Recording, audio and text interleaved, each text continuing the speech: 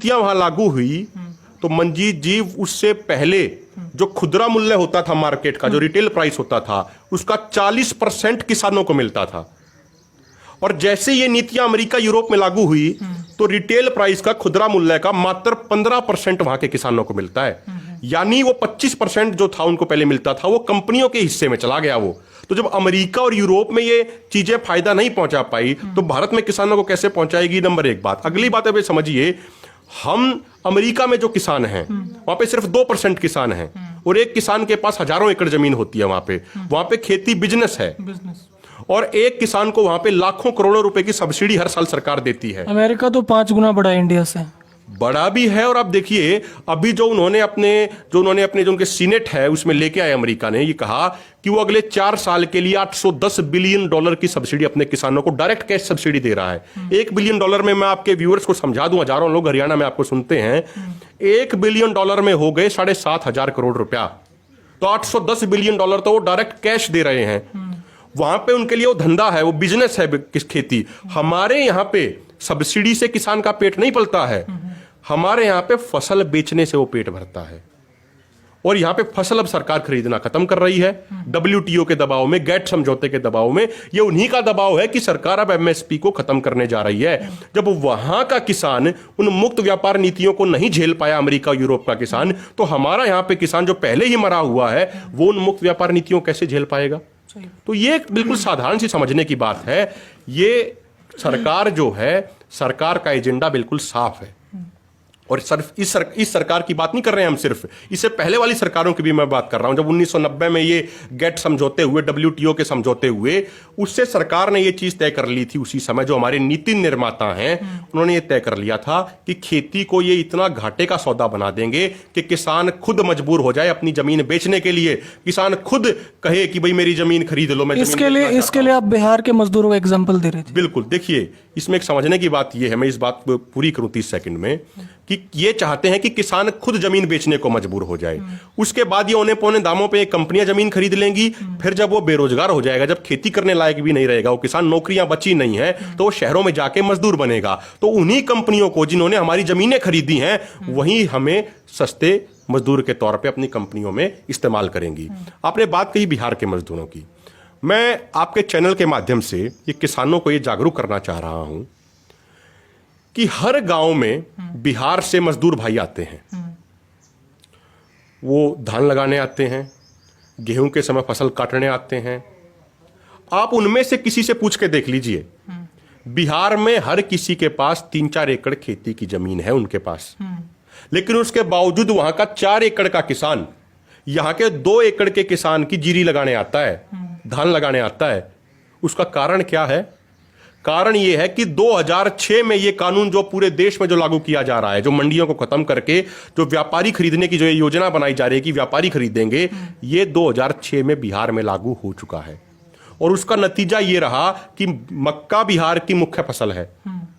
मक्के का सरकारी रेट, मंजीत जी, 1850 रुपया क्विंटल है और बिहार में किसान का मक्का खरीदा जा रहा है 500 रुपया क्विंटल में। तो जो बिहार के हमारे मजदूर भाई आते हैं, जब उनसे बात करते हैं तो वो बताते हैं हमें कि भाई हम तो अपने जानवरों के लिए चारा कर लेते हैं, अपना खाने के लिए अनाज कर लेते हैं, बाकी जमीन को खाली ही छोड़ देते हैं क्योंकि कोई खरीदने वाला नहीं है। अब अगर आप मक्के का देखेंगे, अगर कोई 500 रुपए में खरीदेगा, पिछले साल यहां पर मक्के का देख लीजिए, यही हुआ, 1000 रुपए, 800 रुपए, 1100 रुपए क्विंटल में बिका।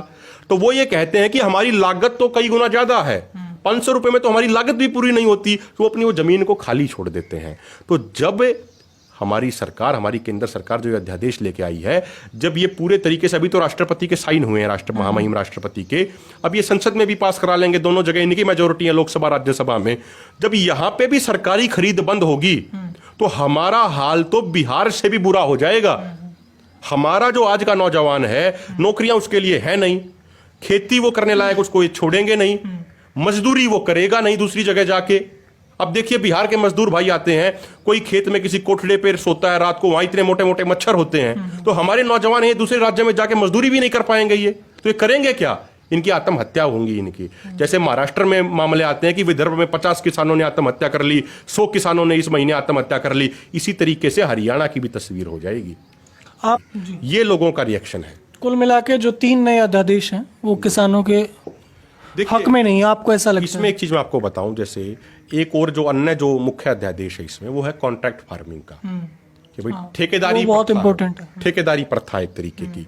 मैं बिल्कुल सरल भाषा में आपके लाखों व्यूअर्स को समझाऊं इसको, तो होगा क्या कि जमीन हमारी होगी, खेती कंपनी करेगी, हमें उस पर मजदूरी करनी है बस, और कंपनी अपने हिसाब से खेती कराएगी। वो कह देगी कि भाई ऐसे ऐसे आप करो। उसके बाद वो ये भी शर्त रख देगी कि मान लीजिए किसी ने आलू की खेती कर ली, तो कंपनी पहले ही रूल बना देगी कि आलू इतना गोल होना चाहिए, इतना लंबा होना चाहिए, इतनी उसकी लंबाई होनी चाहिए। अगर वो उसके सारे मापदंडों को पूरा करेगा तो ही कंपनी खरीदेगी, नहीं तो कंपनी नहीं खरीदेगी। आप एक बात बताइए, किसान मेहनत करता है, वो धरती के अंदर वो बीज बो सकता है, वो मेहनत कर सकता है वहां पे, लेकिन अब वो आलू गोल होगा या लंबा होगा ये तो किसी के हाथ में भी नहीं है। ये तो कंपनी बाद में खरीदेगी नहीं। यही हुआ पिछले साल गुजरात में। हमारा संविधान कहता है कि बीज के ऊपर अधिकार किसान का है। तो जब किसी किसान ने अपनी आलू की खेती की तो पेप्सिको कंपनी ने किसानों के ऊपर 4 करोड़ का मुकदमा कर दिया था गुजरात में। अब आप 10 दिन पहले की घटना है ये, राजस्थान के जैसलमेर में कंपनी ने किसानों से एग्रीमेंट किया कि भाई हम आपकी जमीन ले लेते हैं 50 साल की लीज पे, और 1 साल के 1 एकड़ के देंगे 9400 रुपए। और उसमें सरकार ने, उसमें कंपनी ने, माफ कीजिएगा, कंपनी ने उसमें एक कंडीशन लगा दी, अंग्रेजी में एग्रीमेंट किया है ताकि किसान को समझ ना आए, और उस एग्रीमेंट में लिख दिया कि कंपनी जब चाहे एग्रीमेंट तोड़ सकती है लेकिन किसान नहीं तोड़ सकता।